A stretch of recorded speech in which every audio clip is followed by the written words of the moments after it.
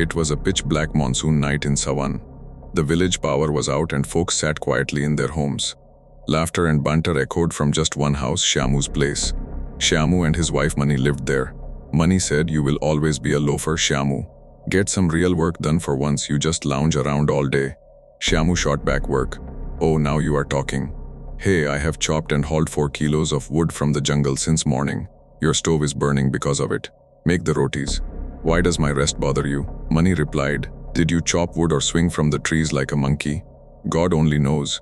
I bet you sit under that peepal tree with Bola all day." Shyamu's temper flared at that. He jumped up and snapped, "Hey, Bola and I aren't up to any mischief there. We just chat in that peepal tree. You believe that story about a woman haunting it?" Mani said, "I don't, but Grandma did.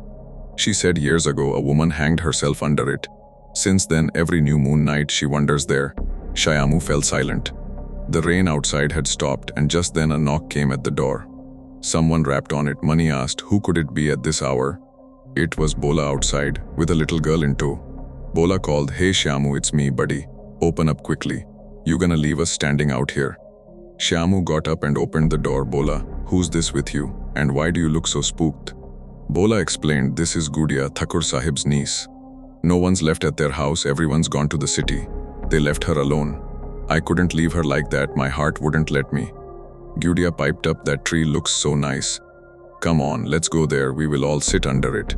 A massive peepal tree loomed outside. She insisted on sitting there, so Shyamu said, "All right, let's all go sit under it." They gathered under the tree and sat down. Shyamu asked, "Feeling better now, kiddo? What caught your eye about this tree that you are so set on sitting here? We would be comfier inside." Gudia replied, "The dark woman came again tonight, right under that tree. She was talking about taking someone with her." Shyamu asked, "What dark woman, child?" Gudia said, "The one who takes someone to every new moon. Tonight she was looking at me, look. There she is, sitting by the people, calling out." At her words, they all peered toward the people. A shadowy figure appeared. Seeing it, Shyamu, Bola and Mani bolted for home. But Gudia stayed seated. The next day at the village chapel, Danaram Karka sat chatting. Shyamu, Bola and Mani came running. Shyamu blurted, "Karka, something happened at our place last night. That girl, she sees things, by the people's curse." What she said gave me chills. Kaka asked, "Did you see her face, Shyamu? When she talked about the dark woman, was there fear in the girl's eyes?" Bola said, "It wasn't fear, Kaka, like she already knew the woman was coming." Kaka said, "Because that girl isn't human. The dark shadow doesn't take anyone with her. She comes disguised as someone else." Bola and Shyamu told Karka everything. Then Karka revealed the truth about the girl. Their faces drained of color, they headed home shaken. That night, Shyamu, Bola and Mani returned to the peepal tree to uncover the truth they had glimpsed.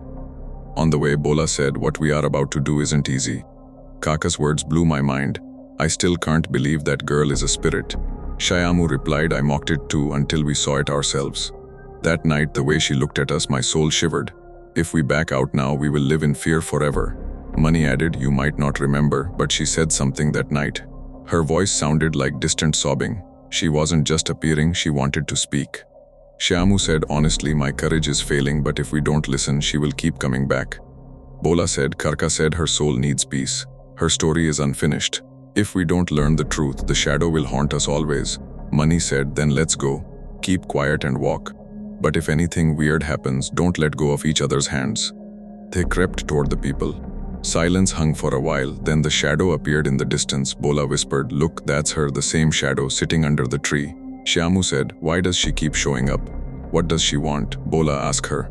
Trembling, Bola called, We want to know if you have something to say. We will listen." The shadow let out a piercing scream as if it would kill them all. The three fled in terror. Back home, they found Gudia sitting there, staring oddly. From her mouth came, "You have finally come to me. Now you can't escape." Shyamu said, "Gudia, what are you saying? These are crazy words. Are you okay?" Again, from her mouth, "You think I am Gudia? I am the one you left screaming by the tree. None of you will survive." They ran to Danaram Karka. He took them to the cremation ground where the woman's body had been buried in a corner instead of burned. Bola gasped, "Karka, something's wrong with Gudia. She's talking nonsense, saying we won't survive. We didn't even say anything to her." Kaka said, "That's not Gudia. Her body now holds the spirit of the one burning with revenge." Bola asked, "Revenge for what, Karka? We did nothing wrong. What do we do? Save us." Kaka said, "You must take her to where she died, the well under the people. Her last rites were left incomplete there. She's been half-burned ever since. Suddenly, Gudia appeared behind them. The shadow inside her snarled, talking about bringing me here. You don't have the guts. No one leaves alive tonight. Kaka said, why are you after these innocents? What do you want? Tell me, I will help. In return, spare them. The shadow said, I want the Thakur who did this to me, who burned my face, my identity.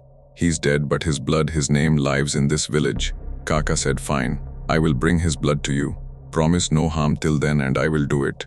The shadow replied, deal. Bring him before dawn or none of you see tomorrow's sun. Kaka went to Surjapal and urged him along. Surjapal, the kids' lives are at stake. That spirit will kill them. Surjapal scoffed, Karka, ghosts again, it's all an illusion. Let's go, I will see what spirit is bothering you. They headed to the cremation ground. There Surjapal called out, who is this spirit threatening our village kids? I have put many to rest. The shadow in Gudia screamed, remember that night, Surjapal, when you tied me under the people just to save your name from shame. Surjapal said, no, that wasn't me, my father did it. I am innocent. The shadow spat, your father burned me. You hid my ashes, kept the truth buried, now burn yourself. Surjapal said, I know my father was wrong. Don't punish the innocent for his sins. What difference would that make between him and you? Tell me what you want, I will do it. The shadow said, I want my identity back. Let the villagers who called me a whore illegitimate, let them know your father wronged me. Surjapal promised Gudia he would tell everyone the truth. The spirit believed him. She released Gudia's body and the girl collapsed. True to his word, Surjapal confessed to the village about the woman and his father's crime. Never again did that spirit trouble anyone. It was as if she had finally found peace.